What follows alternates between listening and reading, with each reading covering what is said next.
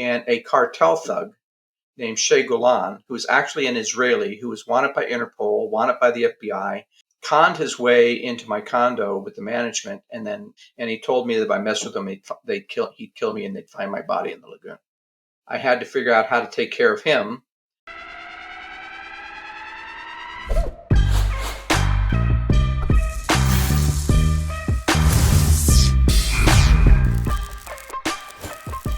Ready to go? I'm ready to go. This is the Living Numbers podcast, where everyone's interesting if you ask the right questions. Of course, before we get started, make sure you share, rate, review 5 stars, number 1. Number 2, subscribe on Apple and Spotify for the behind the scenes content. Me and Guy just had a great conversation before the conversation for about 16 minutes. And you have to subscribe to get that great stuff. Okay, number 3, follow me on IG and TikTok at the Living Numbers Podcast. And last but not least, merch link in the description.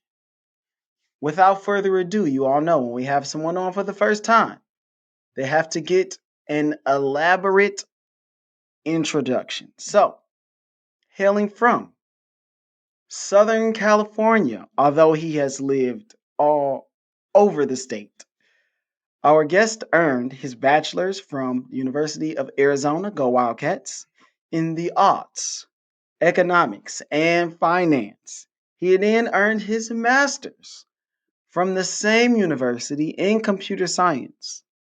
Our guest is a retired business executive who worked for Fortune 100 companies like Microsoft, IBM, and Oracle. You ever heard of those? I'm sure you have.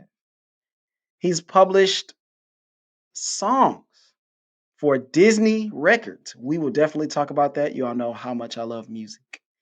His inventions have revolutionized both the technology and financial spaces of our country for the better. His retirement will be a life of research, crafting, inspiring, and touring the world in search of the next challenge. Award-winning author and Renaissance man himself, I present the Guy Morris. Say hello to the people. Thank you, Tony. Very gracious interview. It's a pleasure to be here with you. It was so hard to get you down to like this 30, 40 seconds because you've done so many things. We could literally just take one piece of your life and talk about it for an entire episode.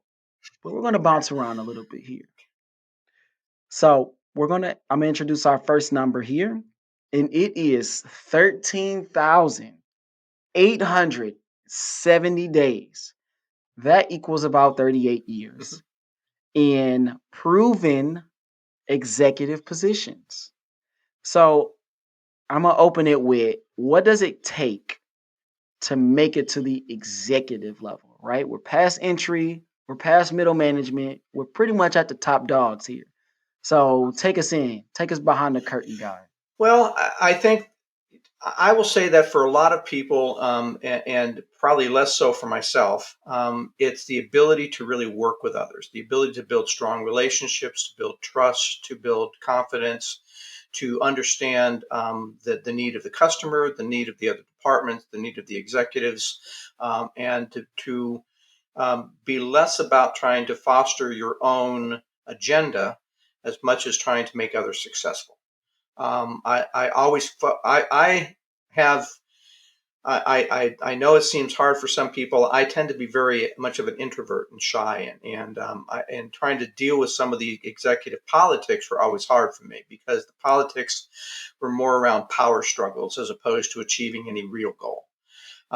But once you get beyond the politics, it really is about helping others look successful, and doing it in a way that adds to people's career and adds to people's self-esteem and the benefit of the company and the benefit of the customer. And you can't choose one or the other. You really have to try and balance between the two.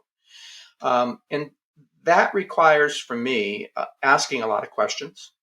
Trying to come up with honest answers that kind of can filter through some of the normal bias that you're going to get. There was oftentimes and solving problems, right? Business is about removing obstacles. You have a goal. Goals always have obstacles. It's getting the right people, it's finding the right customers, developing the right product, coming up with the right pitch. There's always a problem to solve. And I was good at solving problems. I was good at looking at a scenario where people would say, well, we can't do that because of this. And I said, well, then we should be solving that. If that's the Right. obstacle, that's where we focus. And sometimes I had a number of different roles, and I was fortunate in my career where probably a good half of my career, it was go do this. Everyone else has failed. If you're stupid enough to go try and do that, just tell us what you need, write your own job description, but this is what we want to get done.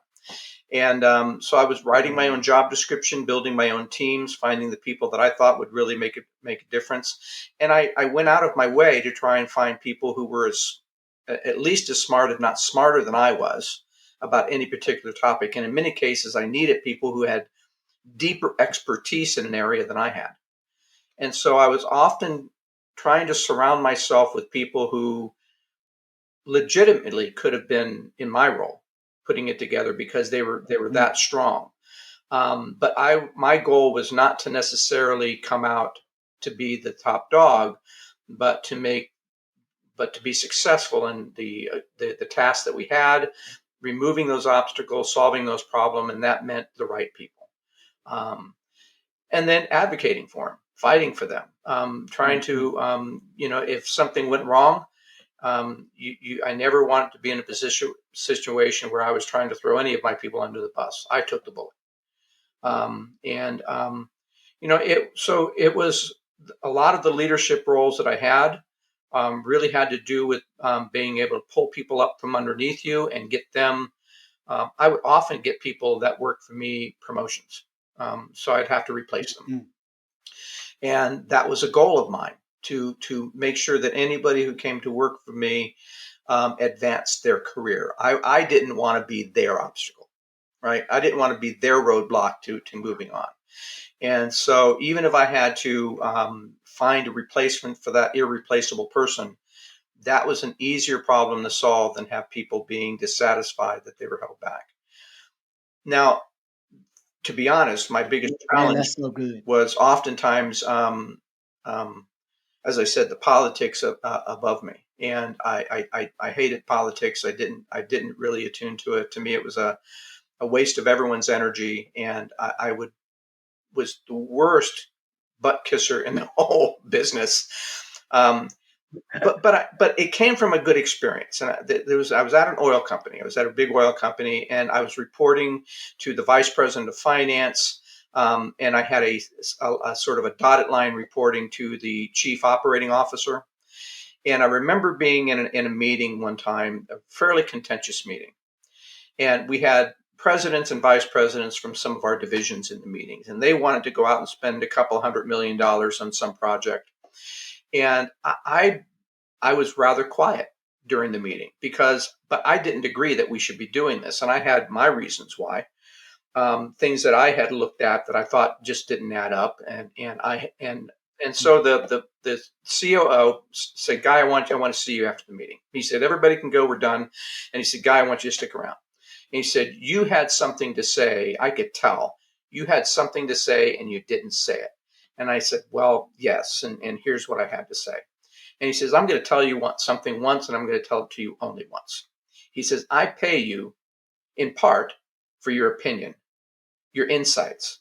And if you're not giving me your completely honest insights, even if it pisses other people off, I'm not getting my money's worth, and I can find somebody who will." And I took that to heart. I took that to heart, and I said, "Okay, sir, you'll never, I'll never sugarcoat it for you ever again." And Mm. that realization that only those honest, hard opinions that sometimes create conflict are the ones that lead to the better answers in the solution.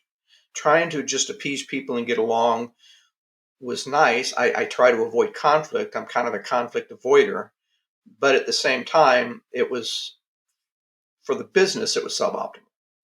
And so I slowly evolved to the point where I would often be the guy. And then later on, years later at Microsoft, I ran a review board for our major projects. I implemented a program at Microsoft where anything that required a vice president's approval or for the business had to go through a review board first before they were going to ask for that approval. So we would sort of monitor that project as it went along. These were customer related programs, so these could be multi-million dollar deals, and nobody wants to give up a multi-million dollar deal. But I was more concerned with signing a multi-million dollar deal that was badly constructed. And so we would have what we called the project review board, and it would happen every Thursday. And we would sit, and people would have to come in. They'd have to have certain information, so we got some consistency information. Everybody hated filling all that crap out and doing that homework. But it allowed us to go from like 3 major deals a year to like 60, 70 major deals a year, building a $750 million portfolio. And I would often sit on the call and I'd say, well, let me just ask you this question. Or I'd say, I'm confused. Have you solved this problem with the customer? Have you done this? And I would be the one asking the questions that nobody else really was asking, because they were all trying to be polite because the vice president was on the call. It transformed the business. Wow. It made me sort of. I had a lot of people who I wasn't their favorite person on the call, for sure. It was sort of they kind of had some derogatory terms for that call, but it really did have benefit not only to them in the long run, because by the time the vice president did say yes, he said yes because he was informed. He said yes because he had a framework to influence the deal before it was signed and finalized with the customer. He said yes, and because we knew how to then implement the deal afterwards. And so over time, it became much more popular because it actually produced results. But sometimes good results don't come from popular opinions, from popular processes. Yeah. So I think those were, Yeah. You when I were looked at the leadership, I person. think it's the ability to take the bullet for things that are hard and then lift other people up when as opposed to putting them down. Hope that answered your question. Man, I mean, I'm just got so many things just ping ponging around in my head. So one of the first things I thought of was like in sports, a lot of times head coaches will try to hire people who have been head coaches previously, Mm-hmm. right? Because they're just as experienced. They know the ins and outs, just like the person that's in the position. So when you're talking about, I want to hire people that's as smart or smarter than I am that could legitimately have my job. That's what good leadership does. I want other good Yeah. leaders around me. And then you talked about trying to get those people jobs. Well, a lot of times success will bring everybody the recognition, everybody the payday and all of that stuff that comes with it. So I thought about guys like LeBron James, and when you played on his team, you got paid eventually, either by that organization or by some other organization, Yeah. because they feel like, okay, you've been a part of this winning culture. Like, you know what it takes to win. You know what it takes to be around greatness and to rise to the occasion. And so Yeah. you are just constantly like bringing all of these people with you. And yep, you get them a job, and then you take the next person and you raise them up and you train them and you make them the next leader. And then what do you know? You've been around this winning culture for so long. Somebody else goes, well, we need somebody from that winning culture. Let's go get, Dave, or let's go get Sarah. Let's pick one of those people. And then whenever you want the next opportunity, it will basically be there waiting for you because you have this track record. And so then you talked about, you pretty much was just hired to go and just, you write the check, basically. You make the job description and people will just go, all right, you've done it before. Let me give you what you need. And now you're doing a cycle Yeah. all over again. And So there's that's a joy in that's building a so team that's admirable. unique to you. You're not inheriting somebody else's problem. You're building a team, and Mm, you know that you have a camaraderie because you're interviewing them and you're building. making that happen.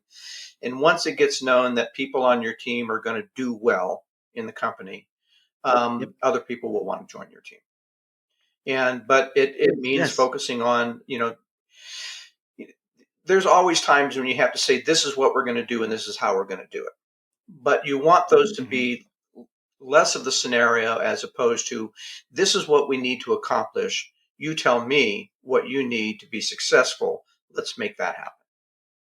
Yeah, because there's so many people, especially again, when you're aligning yourself with all of these smart, creative people who are used to solving problems and coming up with solutions. Why would I then bring those people in and then damper down the thing that I brought them in for? Like, Right. no, let's use these Yeah. brains.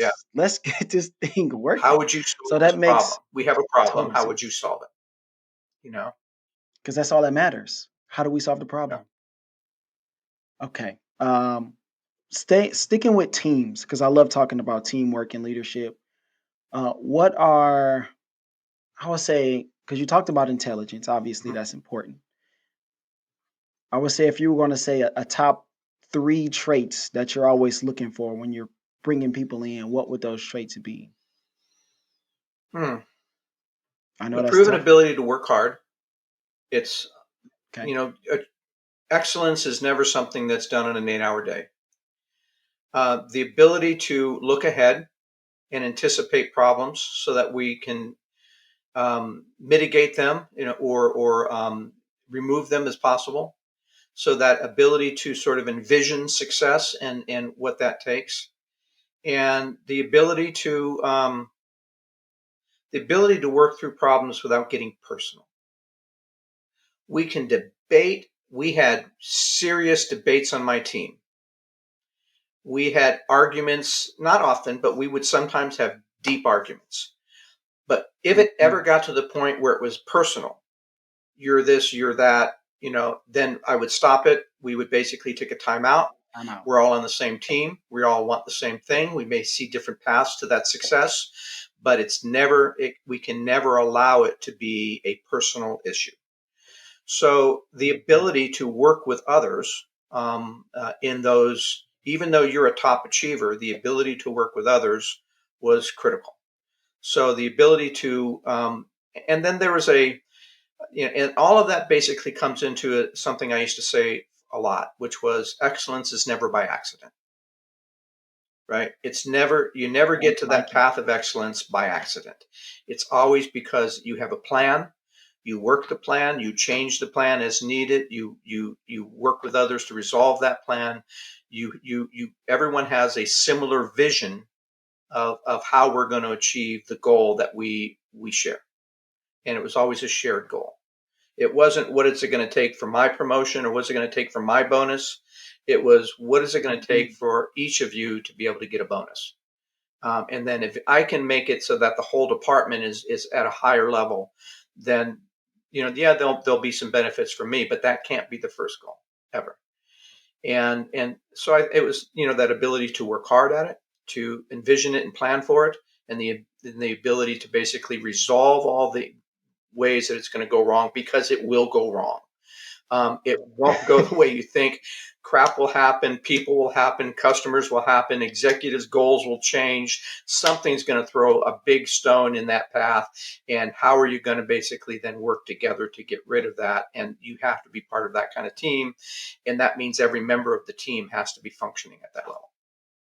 Is there a particular team that you remember kind of being just on a different level, right? You've built teams in multiple places, multiple companies, but is there like a particular Yeah, there's project one or a team that set of I'm most people? proud of. Actually, two of them, two teams.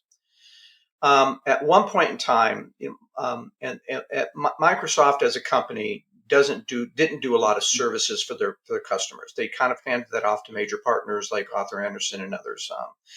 But customers really wanted Microsoft oftentimes to take the bullet.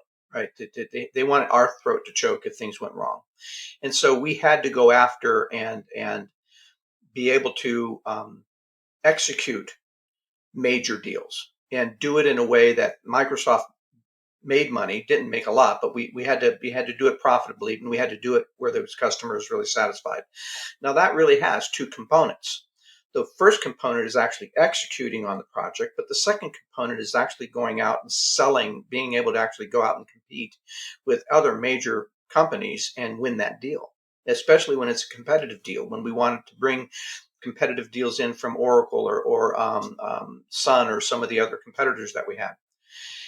And winning a multi-million dollar deal is not just, hey, this is what our technology can do. You had to understand the business, you had to understand the business constraints, who was really the decision maker, what was going to motivate that decision maker, make that decision maker look good. There was a lot of nuances involved.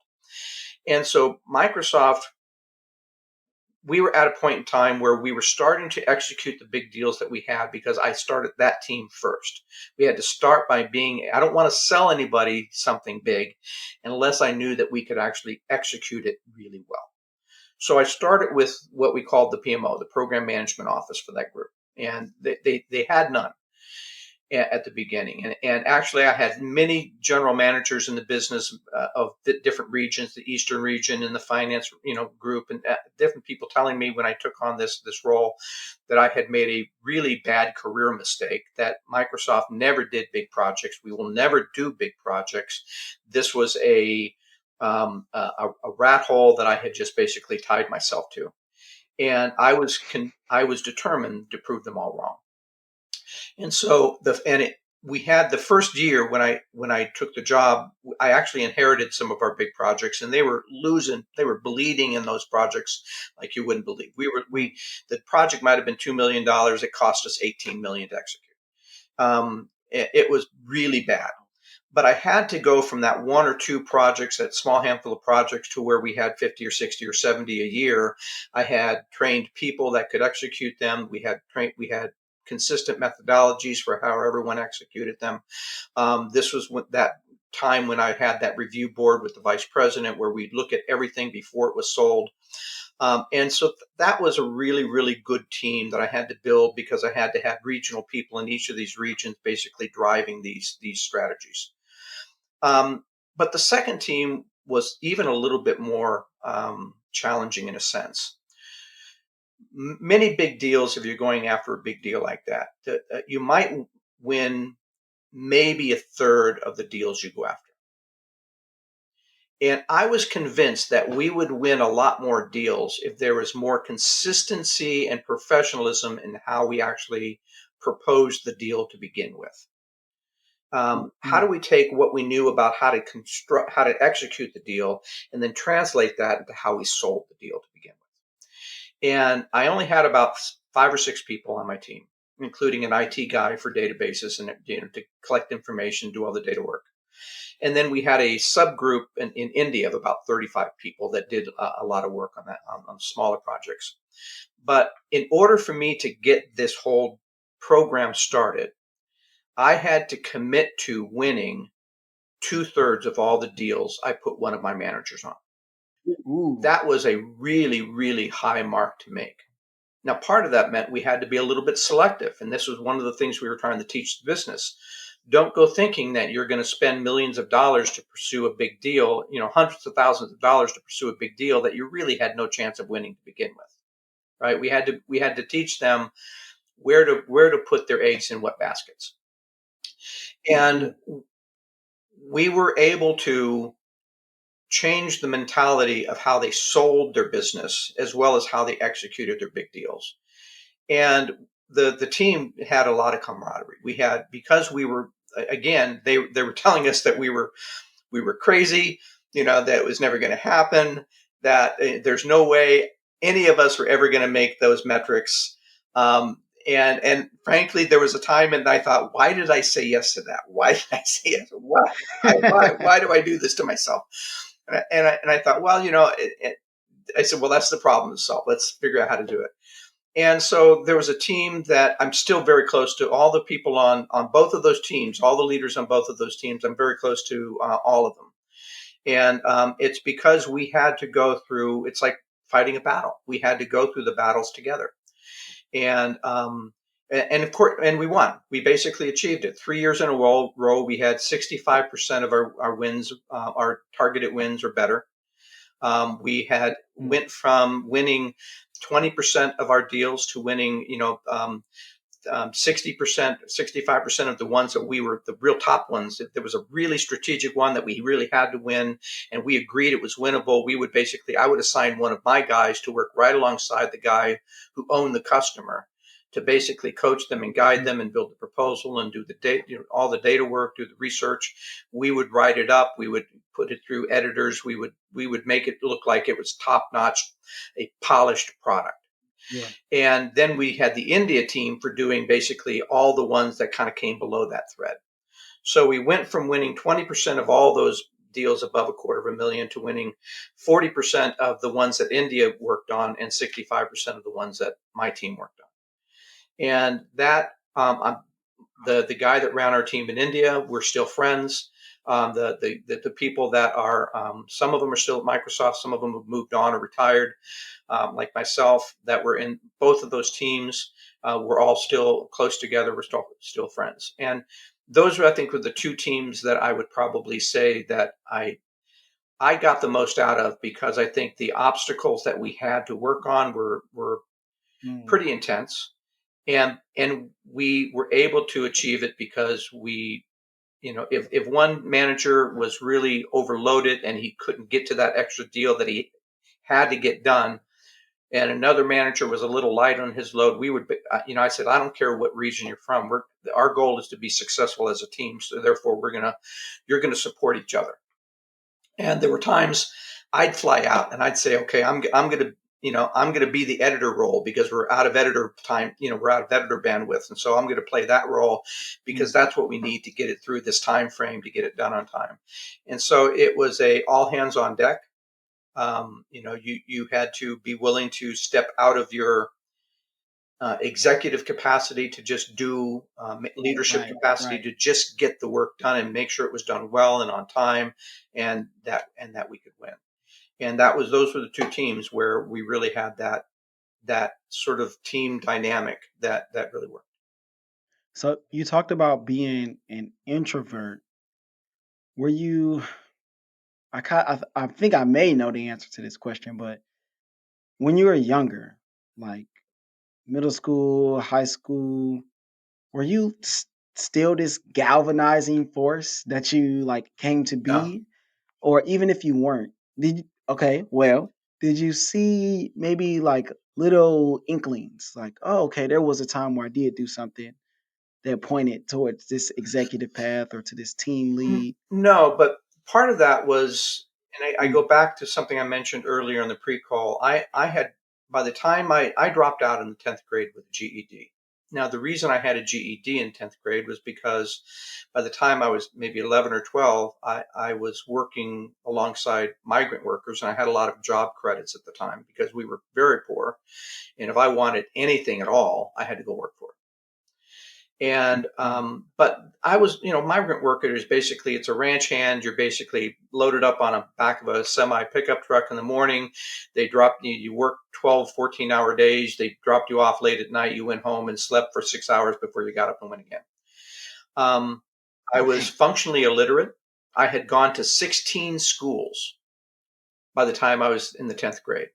So in 10 years of school, I'd gone to 16 schools, which meant my name, my whole childhood was New Kid.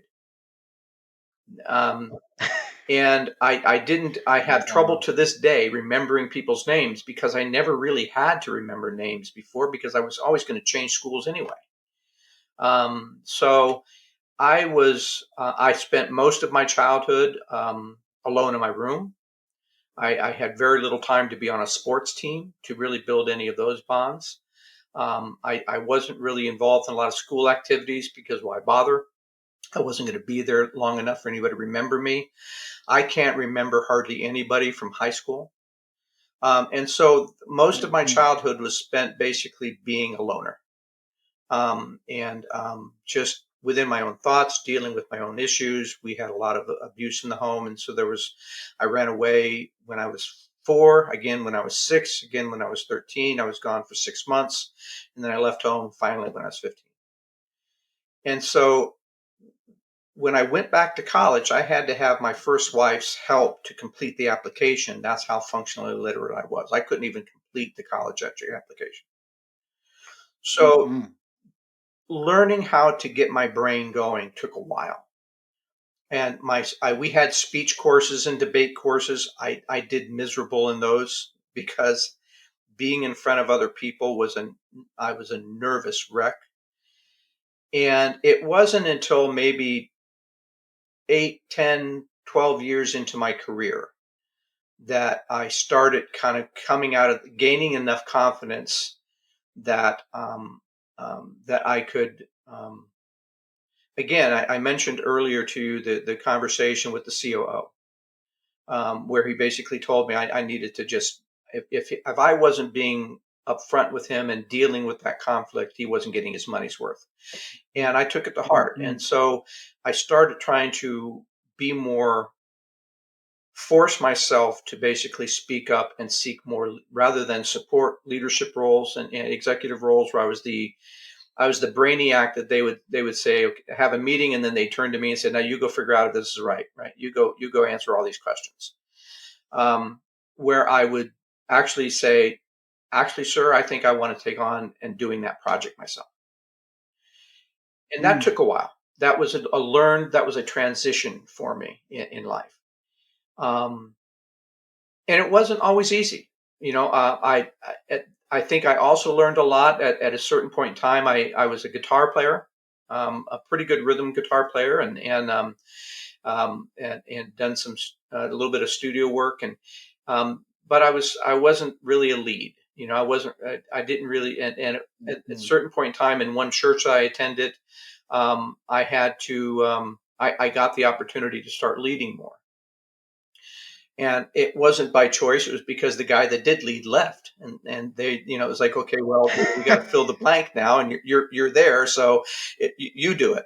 And it was like, really, and it's like, well, there wasn't anybody else, so and so there was a number of things that kind of helped me grow into that capacity. But it wasn't Mhm. something that I was never the captain of the sports team as a kid. I was never the captain of this or the leader of that. It was something I had to develop out of necessity and something I Mhm. had to develop. It took a number of successes to build up the confidence that I even could.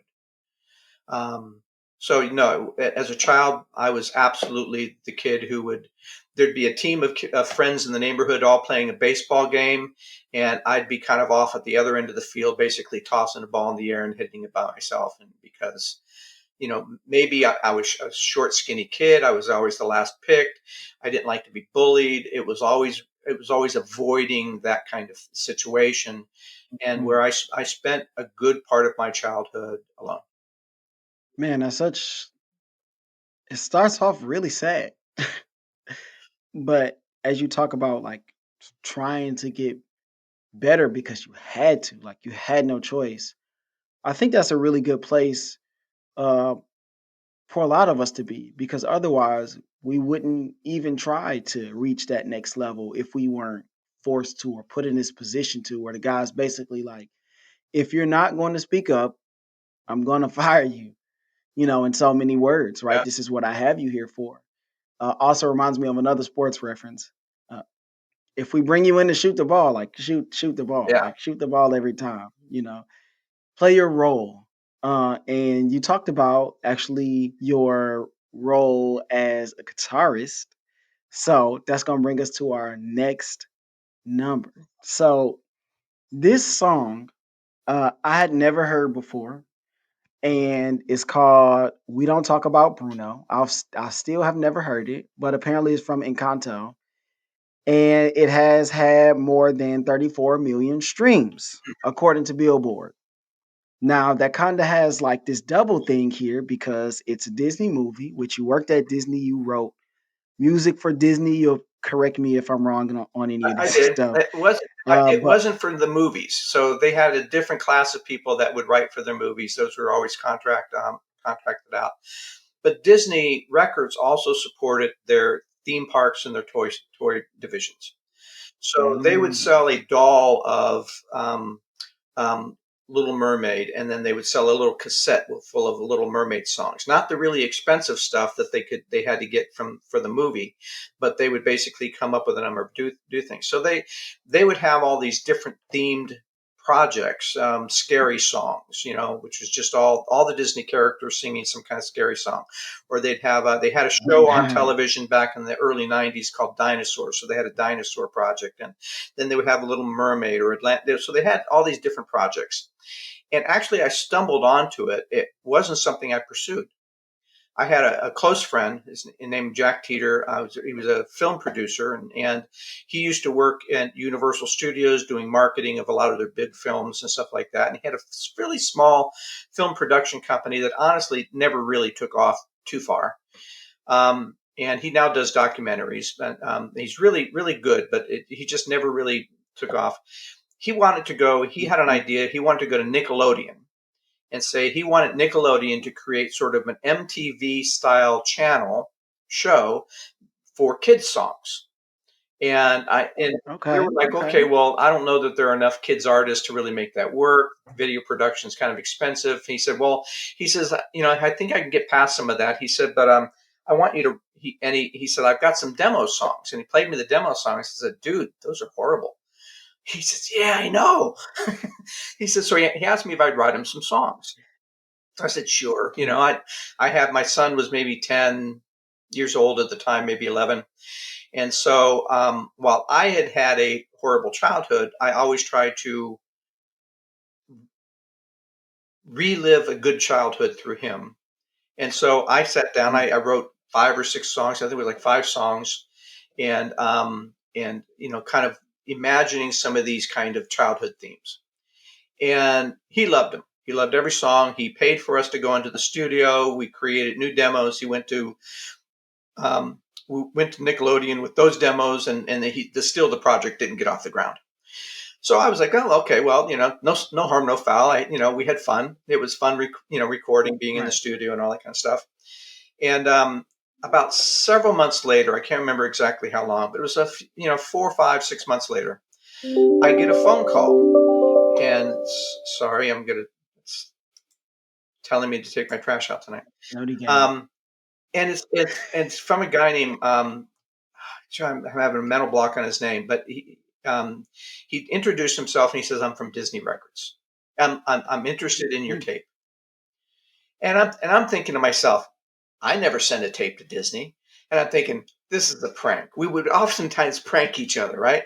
I said, did Jack put you up to this? Is this a prank? He says, no. And he repeated his name. He says, I'm the vice president of Disney Records. Says, I'm looking at your tape. I said, I never sent you a tape. He said, well, sure you did. Your name's on the tape. And he said, and then he started saying, and there's this song and this song and this song. I said, I know where that came from. Jack sent it in. So my friend Jack was so impressed with the songs that even though his Nickelodeon project failed, he had sent those songs out to several other places, including Disney Records. So Disney said, well, we have a project. We have a scary song project, and we think one of your songs is perfect for it. He says, but we have another project coming up. He said, are you interested in seeing if you can write some songs for that project? So I said, sure, why not? The worst that can happen is you say no, and all I've lost is a weekend or some recording time. So it was a mental block. I think it was the Dinosaur Project. They had a show called Dinosaurs, and they wanted to do a little album based on that show. And so he sent me. The way they do it is they'll send you, says we have these 5 characters, and here's some of the taglines. The common taglines for those characters. And I'd never seen the show, so I had to go watch the show. I wasn't really a fan of the show, but I was trying to kind of get into the mindset of these characters. And again, I went in, I wrote about, and they give you horribly, sort of, and it really kind of tested my ability to be a songwriter. They give you a week, so, okay, you got it. We need to have your submission by next week. And I'm thinking, a week, it's like, well, gee, if I had something planned to do, I guess I'm canceling it now. So, but good thing I was a single parent, and there oftentimes wasn't much to do. I didn't have much money to do things. So I spent some time, I wrote some songs, and I think I landed 2 of them. So they wrote contracts for 2 of those. And then they came back a month or 2 later and said, we've got another project for you. And so that went on for about a year and a half until And honestly, I quit because they had one song. They wanted the song I'd written. It was a really good song, but there was one line in the song they didn't like. And so I said, well, what don't you like about it? And they told me. I said, they said, well, can you rewrite it? And I said, well, sure. And it was this particular producer wanted his girlfriend to come down to, at the time I was living on a boat. And he wanted his girlfriend to come down to basically rewrite it with me. I said, it's just a line. I can do this. So by the time she got there, I had rewritten the line. It was a perfect line at that point because I knew what they needed. And she just said, yeah, I like that. And so I thought, okay, well, cool. And the next thing I know, they had split my royalty with this girl. Oh, And I said, guys, I do have a wow. real job. This is something I'm doing for the fun. And if you're going to screw me, I'm just not going to work with you anymore. And at that point, I quit. Wow. That So I was like, sucks. if you're bringing somebody in and they're actually producing value, if they're actually writing something, if they're actually adding value to this, but just sending your girlfriend down to give a nod to what I rewrote and then telling me I have to give her half my royalties, that's so uncool. I don't even know where to begin. So at that point, Mm, I decided that it wasn't worth the effort. And these weren't $1 million sellers, right? You'd sell 200, maybe 200,000, half a million copies, the kind of thing per song, and it was great. It helped me support my boat. It helped me put my add do savings to put my son in college, but it wasn't. I was making a lot more money in my career, my real career. right. So it wasn't like I needed the money that bad. So yeah, I worked on several projects. They bought contracted several of the songs I'd written. I was real proud of it. I actually produced. I have a Bandcamp site, and actually took some of those early demos that we did and produced a little album with it. And so I call it "Fooling Around." And so there's one of the albums up on Bandcamp is mainly my Disney demos. Wow. Man, every time you start talking, I'm like, I have more questions. There are more things that I need to ask. You lived on a boat. I I'm like, wait a second. I didn't know about a boat. um, Oh I man. lived on a 50-foot yacht. It was a Hans Christian, 49 feet overall. And at the time, I was after my divorce, several years after my divorce, and real estate in California was astronomical. And I left my divorce Oh my with goodness. a buttload of debt. Just my ex-wife had decided that one of the ways she would get back at me was to basically, before the divorce, I was the only bread earner. So she basically went out and charged up every credit card we had way past the maximums. And so I left the marriage just loaded down in debt that took me a decade to get out from under. And so when it came time Wow. I was tired of renting for a while, and I loved sailing, and I couldn't afford a house and a boat. And so there was a point in time I said, well, why don't I get a big enough boat where that's my house? And so I did. Mm, I bought a beautiful boat. I restored it. It took me a few months to basically to clean it up and restore and rebuild and do some of the things I wanted to make it pristine. And it was a beautiful ship. I did charters on it. It was leased out for a couple of commercials. A Disney episode actually leased it out for one of some, can't remember what show it was at the time, but they had a show and they had one of their guests and they wanted to tour around the harbor on the boat, and that would be their show. Um, and so I mm. lived on the boat at the time with my son. That's where I raised my son from the time he was like 9 or 10 or so, or 11, something like that, to till about 15 or 16. I raised my son as a single parent on that ship. And so it gave us time together. So, and because I wasn't really into sports, because I never really got connected as a kid. Um, but Yeah. we could go sailing together. We'd take a weekend. We'd go sail up the coast, or we'd go to Catalina, and he'd get to invite one of his friends, and I'd invite some of my friends. And so we'd basically have these wonderful excursions on board the boat, Mm, and getting him outside of the city and outside of Venice Beach, which could be a little bit rough at times. And so it was my way of kind of balancing that beach kind of lifestyle influences and getting him out where we could just spend time together in a closer way. And yeah, it was a wonderful, wonderful experience. And that's how I met my second wife. I would always be going out. I was out on the boat. I'd take her out maybe every other weekend, sometimes more in the summertime. And I'd always be telling everybody, I said, well, I'm going out on Saturday. We'll leave around 10 o'clock. If you want to come, you're welcome to join us. Bring your own lunch, wear soft shoes, and if you want, bring a friend.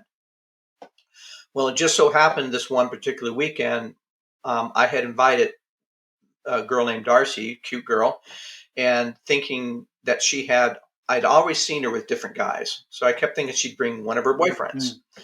And she didn't. She brought a girlfriend. And they happened to be the only two people that showed up that day. So spent the Yeah. whole day together and sailed around the Santa Monica Bay and had a great time. And I was I wasn't seeing anybody at the time, so I asked them if they both wanted to stay. I'd cook them dinner, and that was kind of how I met my second wife. And we've now been married for 30 years. Wow. God, every time you open up your mouth, you have this incredible story that A lot of usually starts stories. off really sad and has this amazing ending, right? Man, I got divorced, tons of debt, took me a decade. And then you get to the end of the story, you're like, yeah, we got this 40, 50-foot yacht, met my next wife, 30 years in. Ah, man, I that sometimes literally, underappreciate the fact that I've lived some really joyful experiences to go along with some of the sadness I started with. And I'm grateful for that. I give God the glory for a lot of that. And it wasn't that I didn't have problems. When I There was a time that I had to deal with a lot of addiction issues, had to deal with a lot of depression. mm, I didn't realize it until my 50s that I was diagnosed with something they wow. call complex post-traumatic stress. And most of the problems, emotional and relationship problems that I'd had, all tied back to that, and that all tied back to my childhood. So, but beyond that, if I look beyond those instances, I've been blessed deeply, and I know it, and I can't say that I'm anyone special, but it's a it's it all adds up to a joyful life. Mm. So you've talked about your third act in retirement, kind of doing what it is that you want to do, pursuing what it is that you want to pursue. And that's going to bring us to our last number before we get to our three what's. And that is 68 days because that's when the Reader's Favorite Book Award contest closes, which you have won. So you've written three Hmm. books. I mean, I would rather you just pick a place and start. I have a couple of questions here, but I'd just rather just listen Wow. to one of your amazing stories. Well, I started writing when my son was young. Again, I was a single parent. Mm. I didn't have money I was in debt. I couldn't really go. My friends are going down to Cabo over the weekend and I couldn't go. My friends would go, where we're going to go to this show and that show and we're going to go do all these things. And I had a kid. I couldn't afford to go. And if I did, I couldn't afford the babysitting. But I did have a lot of computers. From work. And so I had a lot of time on my hands. And as I said, I'm a bit of an insomniac. So going to sleep at night was really hard for me. And I wasn't really, we didn't grow up with television growing up. So I never really became addicted that I had that, to the idea that life was basically having dinner and then watching TV till I went to bed. So my son was a reader. We used to go to the library every week, and he'd get a number of books, and half the time he'd finish them by Thursday or something, and I'd have to say, "Okay, you have to wait till Saturday now before I can take you again." Wow. But I got the idea of saying, "Well, you know what? Maybe I can write him a short story. Yeah, that would be a fun thing to learn, right?" So I wrote this one short story, and it was called Paolo and the Shark. It was essentially an old man, Hemingway's Old Man in the Sea, but for a kid that lived in the Caribbean hundreds of years ago, and he was afraid of sharks and had this traumatic ordeal that he had to go through in order for him to find his courage. And that led to a number of different things and questions. And so I was writing a sequel to that actually, and I wanted it based on something real. So, and now for me, writing was less about getting published as much as something for my son. And then, of course, all the cousins love the books, and all my nieces and nephews love the books. And so I wanted to. I like to write books that are.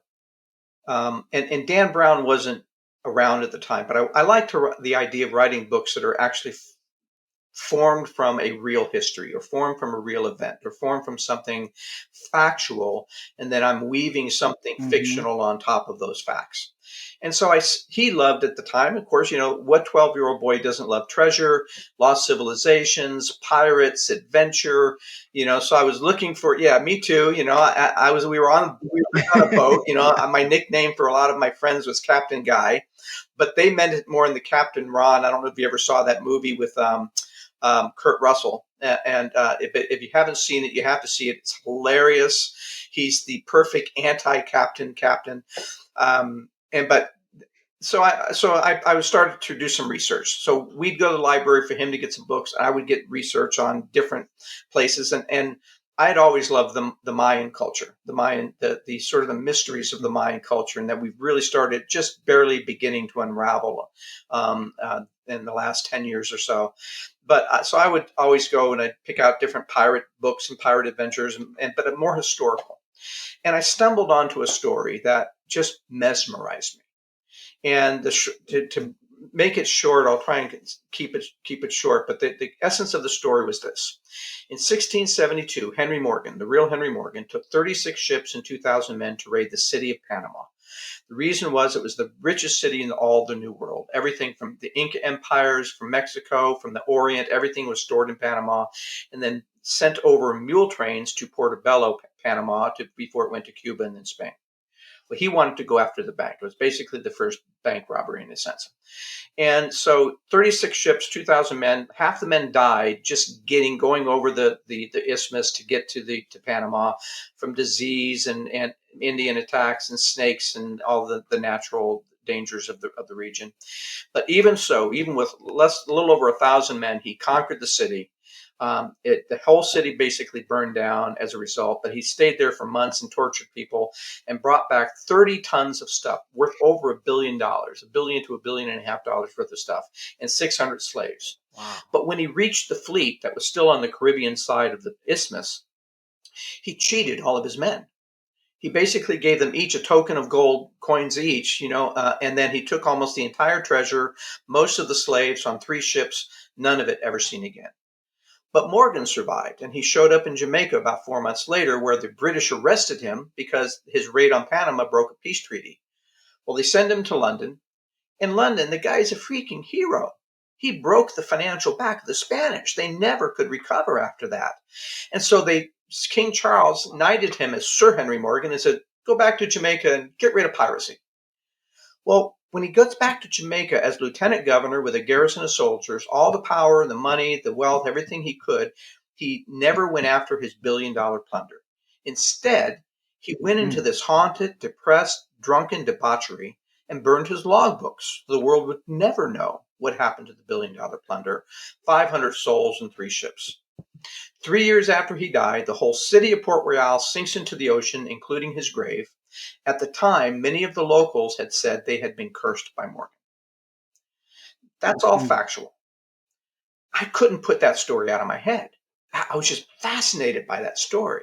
For 2 reasons. I said, well, one, it's really harder than you think to lose 30 tons of plunder, 500 souls, and 3 ships where somebody didn't find something. So, and secondly, something happened to Morgan. Something traumatized him. Something scared the British pee out of him so bad that he would abandon $1 billion plunders and was out such that he didn't want to tell anybody what happened. Well, I decided to start doing more research. I figured, there had to be Mm. somebody who found something. I had to find some clue. I said, it's really hard to lose that. It had to be a cavern someplace. There's only so many places where he was known to be. I looked up every book about Morgan. I read his biography, which was written by a guy named Alexander Esquemilian, several times. Esquemilian had to actually rewrite the book because the first edition Morgan didn't like and threatened to kill him if he didn't rewrite it. And so I started kind of doing all this research, and I discovered it took me 10 years to research all of this stuff. Now, by that point, my son was already gone, so it was no longer a children's book. So I started kind of research, and I put it aside. And so I would get to work, and after my day job, it would be maybe 11:30, and my brain just couldn't take any more PowerPoints, presentations, Excel sheets, Oh man. policy statements, goal statements, reviews, staff reviews, anything. I couldn't do any more of that stuff, but I was still too wired to sleep. And so that's when I would switch over to do more research, or I'd start writing a book. And the book had to be written several times, many, many times, like over 50, because the more I would do research, the more I would find something that would change the scope of the story. Ultimately, I found somebody who found something. I found the somebody. His guy is a famous guy named actually F.A. Mitchell Hedges, who in 1906 to 1911 dug on this particular island and claimed toward the end that he had found Atlantis. Well, everyone laughed him to scorn, but 6 months later, he disappeared entirely. Now, most of the people on the island thought he had died. Treacherous, it was a cavern, he got lost, maybe he fell overboard, sharks in the reef, something happened to him. Well, several months later, he shows up in New York with $6 million of 1911 gold. So that's about 250 million today of smelted gold. So he wanted to hide the origins of where the gold had come from. And when they asked him about how he found the gold, he lied to them and basically said, I was walking along on the beach, my compass started going crazy, so I dug in the sand and found this gold. And they said, well, Mitchell, gold's not magnetic.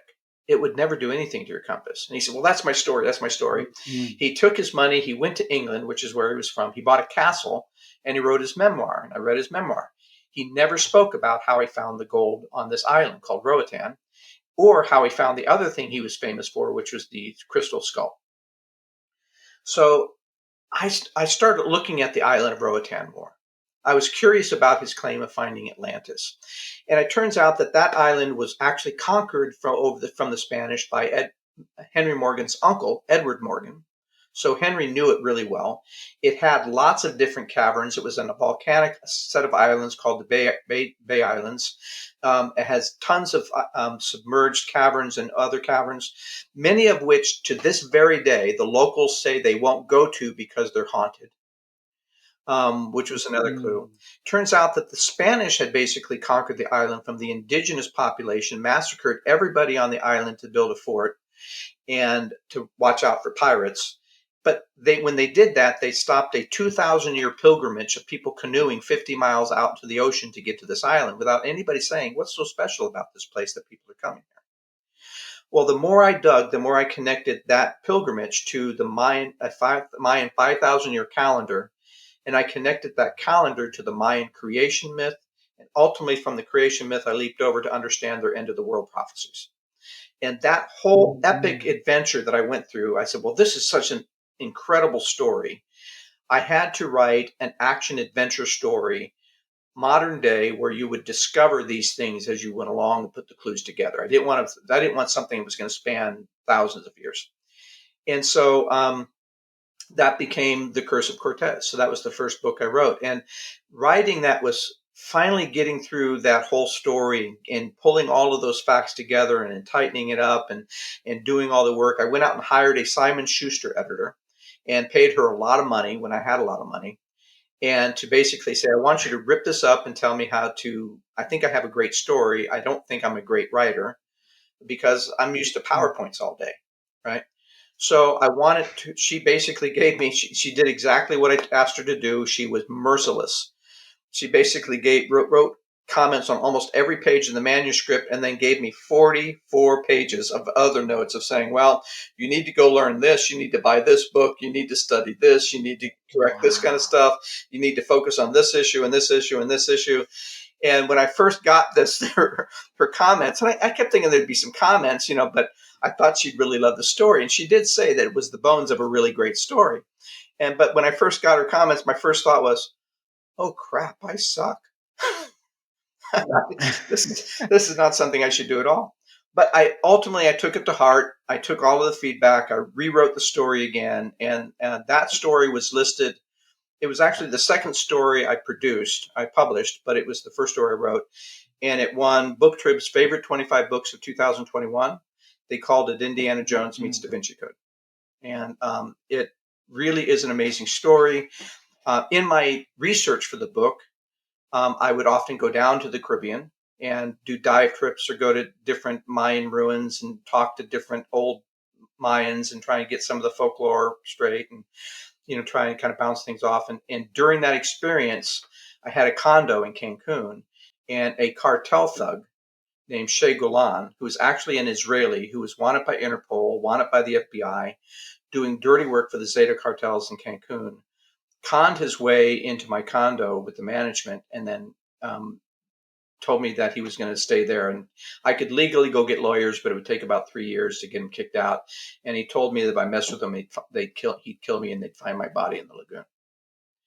So after getting a death threat from this guy, I had to figure out how to take care of him. That was a whole other story that involved me actually going through and figuring out my options. Where I actually met with one of the other cartel guys late at night behind a Kinko's Oh downtown man. in an alley, and he told me that for 25K they didn't like him. They didn't like this guy either. They would take him into the jungle where no one would ever find him. And I said, well, okay, I just want him out of my condo, something a little less lethal.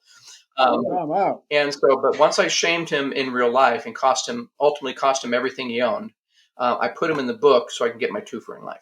So he's one of the villains in the book. Wow. Again, another amazing story. I was waiting because I did put that in the notes, like the cartel story. You've got tons and tons of stories, and that would make this podcast at least another hour. Yeah. So we definitely have to do a part two. No question, guy. Definitely got to do a Well, we part haven't two. talked about any of the And artificial intelligence, cyber I, espionage, Ark of the Covenant, any of that kind of stuff. So yeah, we haven't touched any of you that stuff. so much here. I mean, we couldn't cover a Renaissance man in one episode anyway. Like, what was I even thinking? So, what we're going to do here is we're going to go to our three whats and we're going to take this thing out. Okay. But we definitely have plans for a second episode. Absolutely. Thank Okay, you, here sir. we go. You can make these answers, however long or short you would like. Okay, first what? What's an opinion that you have that would be considered unpopular? Hmm. I believe we've entered into the last days. I think we're part of end time prophecy. A lot of people will There we not want to go. hear that. Okay, we'll keep it there. We'll save that for Okay. sure. If you weren't writing books now, I know you're retired, you've lived a long, crazy life. I say that in the best way Mhm. possible. What would you be doing if you weren't writing? Um, I'd love to do a lot more travel. There's Mm. 1,000 places, 1,000 pieces of history, 1,000 pieces of architecture. I couldn't imagine ever getting tired of going around the world and experiencing local cultures, myths, people, traditions, food. Except in Vietnam, there's no way you're ever going to ever get me to eat bugs or snakes. But beyond that, um, I would love to do a lot more traveling. My wife still works. The books don't make a ton right now, so it's we're going to do a little bit.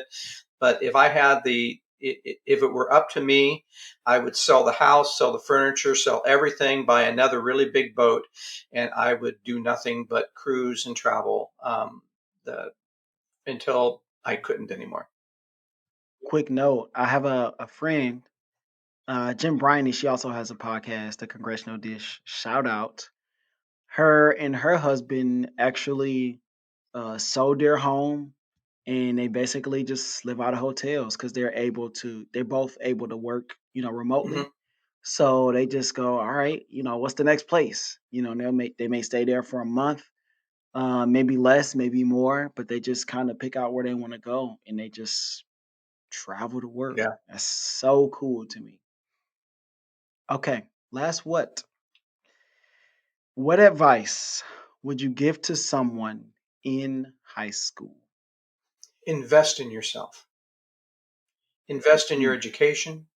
Doesn't matter how, doesn't matter if you can't go to a major college, go to a state school. Every invest in your mental health, invest in your spiritual health.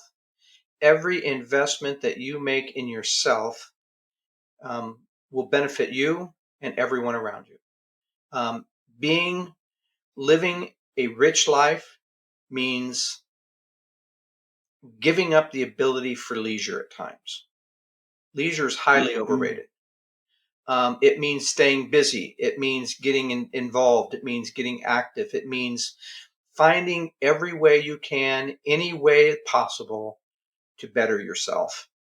Investing in yourself is the most important thing, the most important investment you'll ever get. It doesn't matter if you're rich, poor, or otherwise. That investment will always pay off dividends in the end. What better place to leave the episode? Guy, I can't end the episode without telling you to tell everybody else where can they find you, where are your books, and anything else that you put out there. Well, a good place to start is my website, guymorrisbooks.com. The site has buy links for the books, but it also has fact versus fiction. So if I tell you all of this great history of Cursa Cortez, it'll go through and say, well, this part of the story is fact, fact, fact, fact. Okay, this is only folklore and I made this up, right? So it's that transparency to get you connected with the real incredible history. But I do that also for my espionage and artificial intelligence books. There's review highlights and links to the major reviewers. There's some really great trailer videos.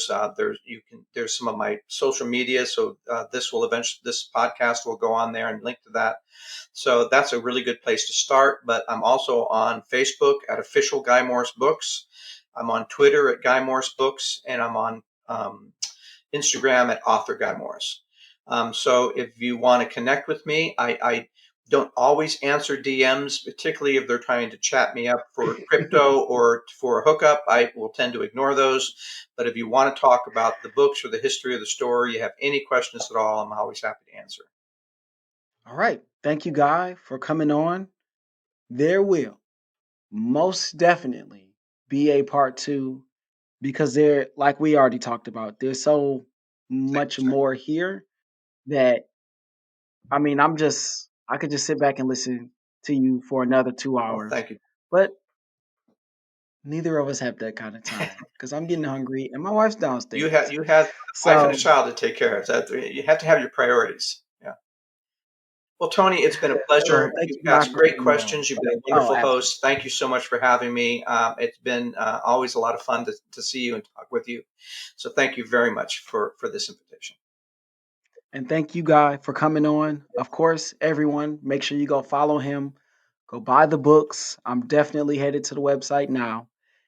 Make sure you all follow me on Instagram and TikTok at the Living Numbers Podcast. Also, merch link in the description and share, rate, review 5 stars. This is your host, Tony Rambles, and I will see you all in the next ramble. Ah, so good.